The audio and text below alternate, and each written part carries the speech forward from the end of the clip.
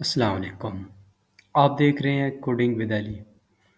आज के लेक्चर में हम फंक्शन को डिस्कस करेंगे और देखेंगे कि किस तरह फंक्शन में रिटर्न वैल्यू की जाती है और ये भी देखेंगे कि जो वैल्यू मेन फंक्शन के अंदर रिटर्न होकर आती है उसे हम किस तरह यूज़ कर सकते हैं।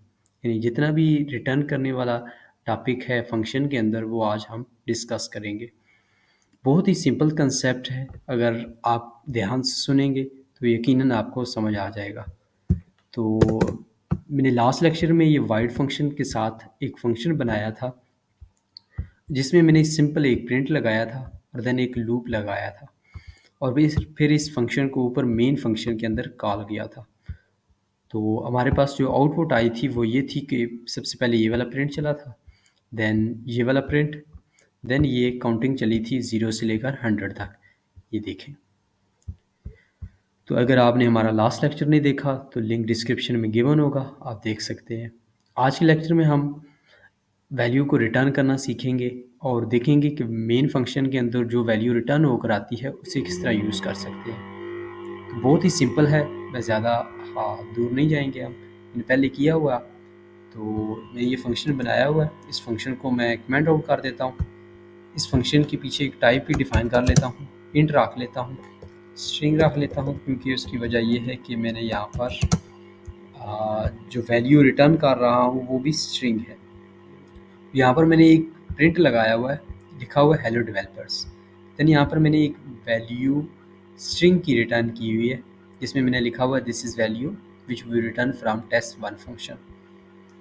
तो यहाँ पर ये वैल्यू रिटर्न हो रही है और अगर मैं इधर टाइप चेंज कर देता हूँ फिर मुझे इधर भी वैल्यू को चेंज करना होगा। तो ये आपने याद रखना है कि जो टाइप आपने फंक्शन की ये वाली रखी है इसे रिटर्न टाइप बोला जाता है इसे। ठीक है, तो जो टाइप आपने यहाँ पर रखी है वही टाइप आपने यहाँ से रिटर्न करनी है।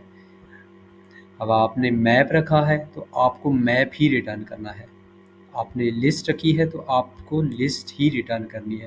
तो इस चीज़ का ध्यान रखिएगा। तो मैं इस फंक्शन को ऊपर कॉल भी कर लेता हूँ जल्दी से, var test var t is equal to test one और ये प्रिंट t। सही है।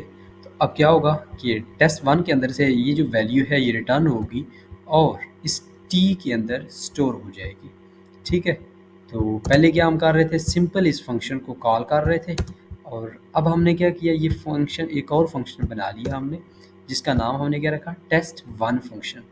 ठीक है, टेस्ट वन फंक्शन की टाइप हमने क्या रखी, स्ट्रिंग रखी। यहाँ से हम टेस्ट वन वाले फंक्शन से वैल्यू रिटर्न कर रहे हैं जो कि स्ट्रिंग की है और यहाँ पर वैल्यू आ रही होगी this is value which we return from test one function. यानी ये वाली जो वैल्यू है ये किसके अंदर स्टोर हो रही होगी, इस टी के अंदर स्टोर हो रही होगी और देन हम इस टी को नीचे प्रिंट करवा रहे हैं। तो यहाँ पर नीचे ये भी लिखा हुआ आ जाएगा 100 के बाद। ये देखिए, ये हेलो डेवलपर्स कहाँ से आया, ये hello developer test one function से आया ये वाला। ठीक है, आप कहेंगे हमने तो इसे कॉल ही नहीं किया था, हमने यहाँ पर इसे कॉल किया था लेकिन हम इसे वैल्यू को रिटर्न नहीं करवा रहे थे इसलिए ये प्रिंट में था तो ये भी डिस्प्ले हो गया हमारे सामने।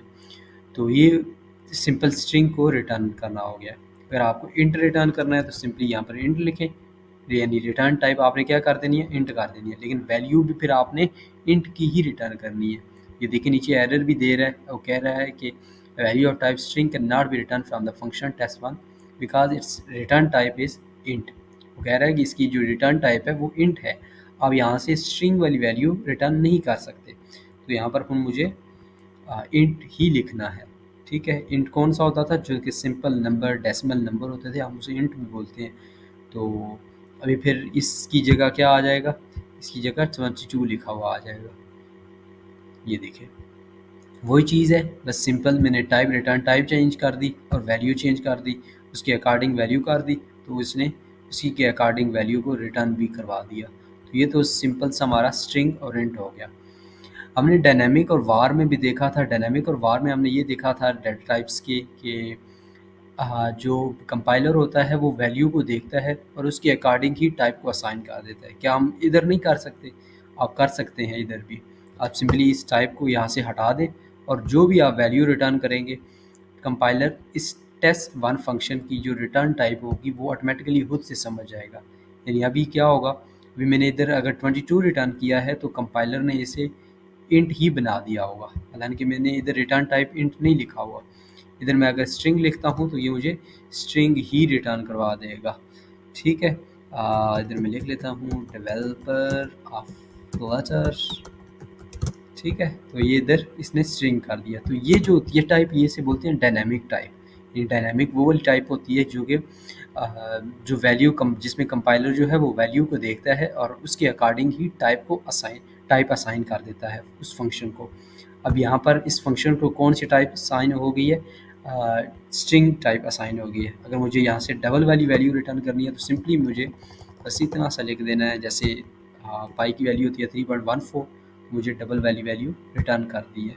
तो ये सिंपल सा हो गया, हमने देख लिया कि इंट, स्ट्रिंग और डायनामिक में वैल्यू को किस तरह रिटर्न किया जाता है और किस तरह वैल्यू को प्रिंट भी करवाया जाता है।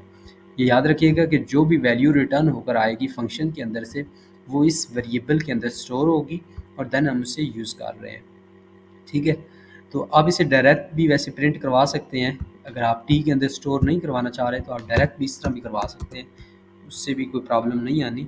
लेकिन बेस्ट केस यही है कि हम एक वेरिएबल के अंदर ही इसे स्टोर करवाएं, देन उसे फिर करवा दें, क्योंकि यहाँ पर कभी कभी कन्फ्यूजन आ जाती है कि पता नहीं चलता कि यार ये किसकी ब्रैकेट है और कौन सी ब्रैकेट है।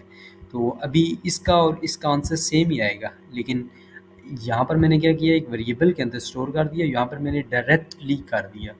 ठीक है, तो अभी यहाँ पर देखिएगा कि सेम ही आंसर 22 और यहाँ पर आ गया 3.14। ठीक है, ये 3.14 और हेलो डेवलपर दो दफ़ा क्यों आ रहा है, क्योंकि मैंने इस टेस्ट वाले फंक्शन को 2 टाइम कॉल किया हुआ है, तो इसलिए ये दो दफ़ा आ रहा है। आज के लिए इतना ही। नेक्स्ट लेक्चर में हम वैल्यू को पास करना सीखेंगे कि किस तरह पैरामीटर को पास किया जाता है और किस तरह पोजिशनल आर्गूमेंट को लिया जाता है और क्यों ये इसे रिक्वायर्ड आर्गूमेंट भी बोला जाता है। Thanks for watching.